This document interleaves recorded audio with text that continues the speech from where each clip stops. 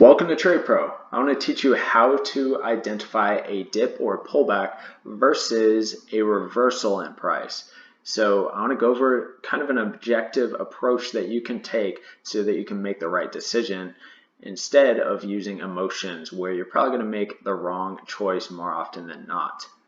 Okay, so I thought it was a perfect day to make this video because across the cryptocurrency market, there's a pretty significant pullback and it's all the hype. So what better time to make a video on this topic? Well, here I am on the 6-hour time frame, and I just want to go over a few things starting on the 6-hour, and then I'll go up to the weekly so we can really kind of calm you down if you're freaking out about the cryptocurrency dip that's happening at the moment. And give you some things to actually objectively look at whenever this occurs.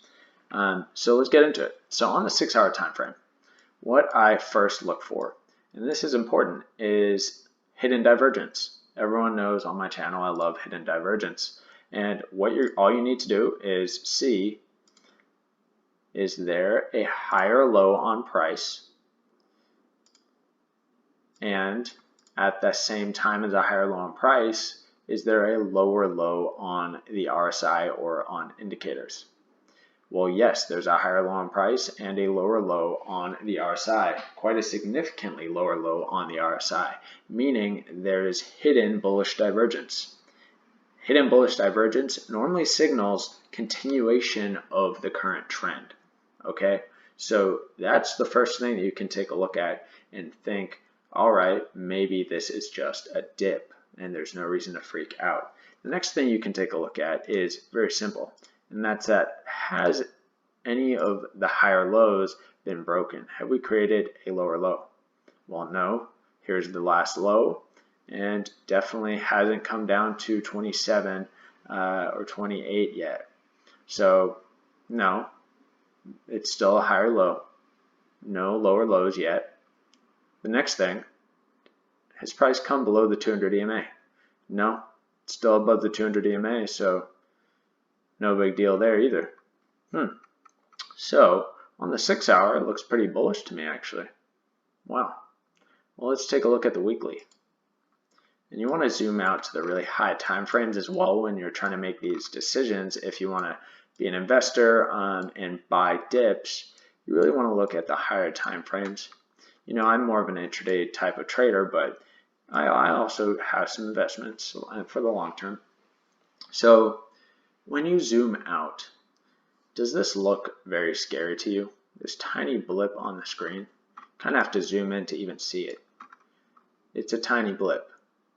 If you are actually bullish on Bitcoin or whatever you're invested in the long run, this shouldn't scare you at all. And you should be happy to be buying on a small pullback like that. When you take a look at this previous bull run, you have many larger pullbacks than this along the way.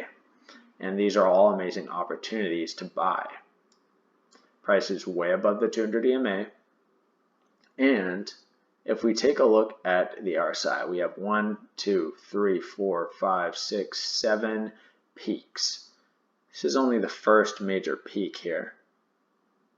So one could say that this is likely just a dip based on these few simple things. If you really are bullish and think that crypto is going to survive the long run, then you shouldn't be very worried. So in my opinion, this is just me. I think this is just a dip. And it doesn't mean it can't chop around here, it can't come down lower, but I think it's just a dip. We're in a strong uptrend. Everything looks bullish on all higher time frames. I don't see any reason to be fearful, and there's no lows have been taken out. What is the fear that's happening? Stop reading the news, by the way. News never does anyone any good in these markets.